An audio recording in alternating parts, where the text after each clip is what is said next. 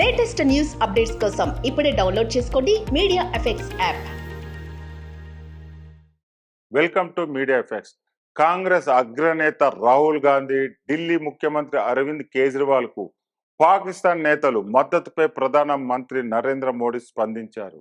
ఇది చాలా తీవ్రమైన అంశమని, దీనిపై విచారణ జరిపి చేయాల్సిందేనని మోదీ పేర్కొన్నారు. ఓ వార్తా సంస్థకు ఇచ్చిన ప్రత్యేక ఇంటర్వ్యూలో ప్రధాని వ్యాఖ్యలు చేశారు.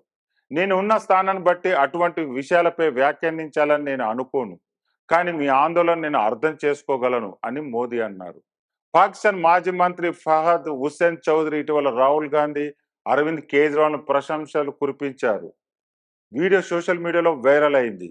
ఇదే అంశంపై ఇంటర్వ్యూలో మోదీ స్పందిస్తూ, మమ్మల్ని ద్వేషించే వాళ్ళు కొంతమందిని ఎందుకు ఇష్టపడతారో తెలియదు, కొంతమందికి మద్దతుగా అక్కడి నుంచి ఎందుకు గొంతులు వినిపిస్తాయి అనేది ప్రశ్నించారు. ఇది చాలా ఆందోళనకరమైన విషయమే అని అన్నారు. అయితే భారతీయ ఓటర్ల పరిణితి చెందిన వారిని అలాంటి ప్రకటనలు సరిహద్దు ప్రాంతాలు ఎన్నికలు ప్రభావితం చేయలేవని తెలిపారు. ఇవి భారత్లో ఎన్నికలు, భారతదేశ ప్రజాస్వామ్యం చాలా పరిణితి చెందింది. ఆరోగ్యకరమైన సాంప్రదాయాలు మన సొంతం. దేశంలోని ఓటర్లు కూడా బయట కార్యకలాపాల వల్ల ప్రభావితం అయ్యేవారు కాదు అని మోదీ వ్యాఖ్యానించారు.